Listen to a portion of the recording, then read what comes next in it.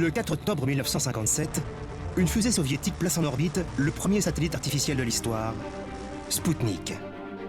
Cette petite sphère d'à peine 83 kg et 58 cm de diamètre marque le début de l'une des plus extraordinaires aventures de tous les temps, la conquête spatiale. Depuis, plus de 6000 satellites ont été envoyés dans l'espace. Au-dessus de nos têtes, ces concentrés de technologie composent un monde invisible devenu essentiel au fonctionnement de la société moderne.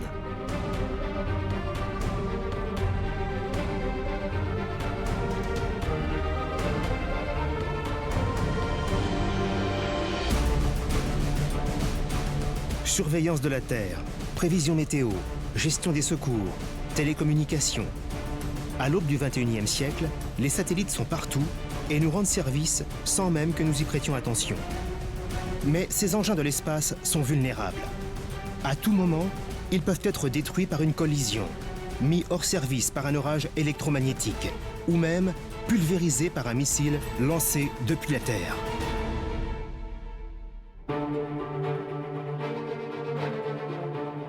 Alors, serions-nous capables de vivre sans les satellites? À quel point sont-ils devenus indispensables à notre quotidien et aux grands équilibres de la planète? Que deviendrait notre monde si le temps de quelques jours, ou même seulement de quelques heures, les hommes se retrouvaient soudain coupés de leurs satellites?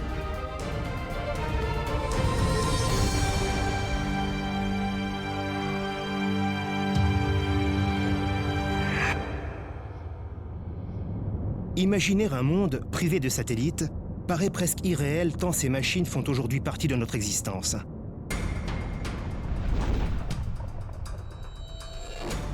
Transport, finance, agriculture, médecine, communication, médias.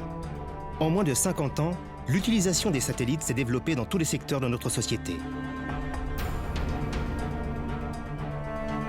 À tel point qu'une rupture subite des communications avec l'espace pourrait nous faire craindre le pire. Notre planète qui sombrerait dans le chaos.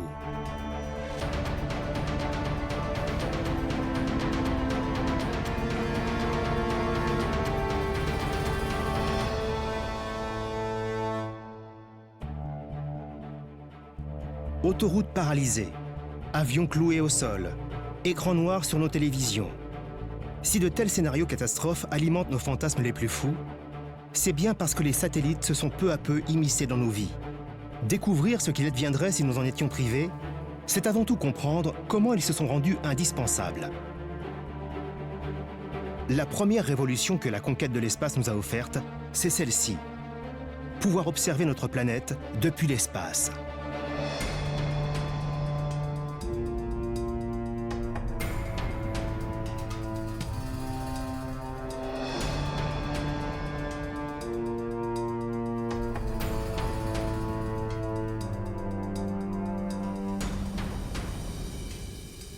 Pendant des siècles, des milliers d'aventuriers ont sillonné le globe au péril de leur vie pour explorer la Terre. Pourtant, d'innombrables zones sont longtemps restées inconnues. Trop vastes, trop dangereuses, trop extrêmes pour que l'homme s'y aventure.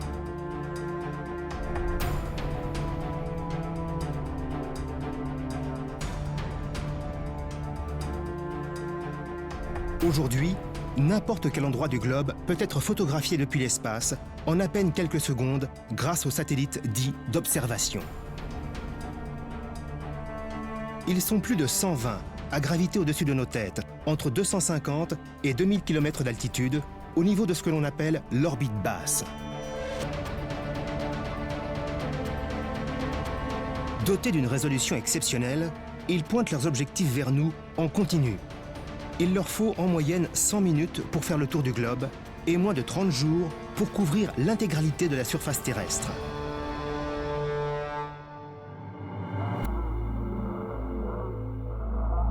La France fut l'un des premiers pays à se lancer dans l'aventure de l'observation de la Terre depuis l'espace avec le programme SPOT, développé par le Centre national d'études spatiales. En 25 ans d'expérience, 5 générations d'appareils de plus en plus performants se sont succédés. À leur actif, près de 30 millions de clichés, offrant une vision de la Terre d'une richesse inégalée. Aujourd'hui, deux nouveaux-nés de l'Union européenne permettent d'aller encore plus loin. Leur nom, les satellites Pléiades. Alors le système Pléiades, en fait, ce sont deux satellites d'observation de la Terre. Donc, en quelque sorte, ce sont deux yeux braqués en permanence sur la Terre.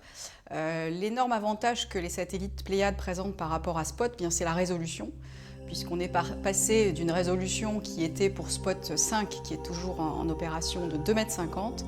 Avec Pléiades, nous avons 70 cm, voire même 50 cm après un traitement des images. Les jumeaux Pléiades sont également beaucoup plus petits et beaucoup plus agiles que leurs cousins Spot. Ils sont ainsi capables de se réorienter à la demande pour couvrir de larges zones géographiques.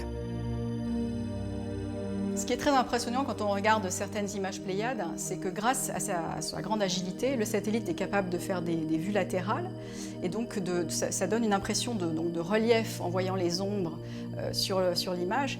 Et donc on a des vues du Mont Saint-Michel qui sont prises par satellite à 700 km d'altitude, et on a l'impression d'avoir une vue d'avion. Moi, c'est la première fois que je voyais sur une image satellite cette impression pratiquement de voler en rase-motte et de faire des images très proches de la ville, alors qu'en fait, très souvent, on n'est même pas au-dessus du point pour lequel on fait l'image. Une image du Mont Saint-Michel peut être prise en survolant Madrid. Donc c'est des choses qui sont assez nouvelles dans le domaine de l'imagerie et impressionnantes. Sous l'objectif des satellites Pléiades, notre planète révèle un tout nouveau visage. Plus aucun endroit sur Terre n'a de secret pour nous. Qui aurait pensé qu'une image prise à près de 700 km de la Terre permettrait de compter avec précision ces carlingues d'avions laissés à l'abandon dans le désert de l'Arizona?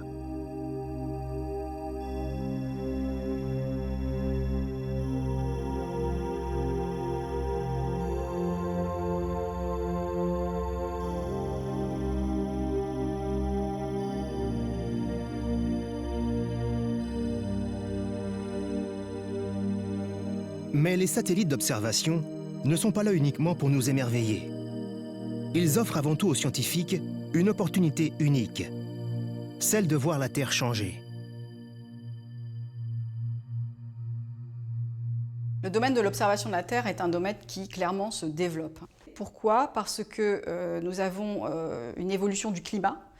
Les cultures, la forêt et même les citoyens sont impactés par cette évolution.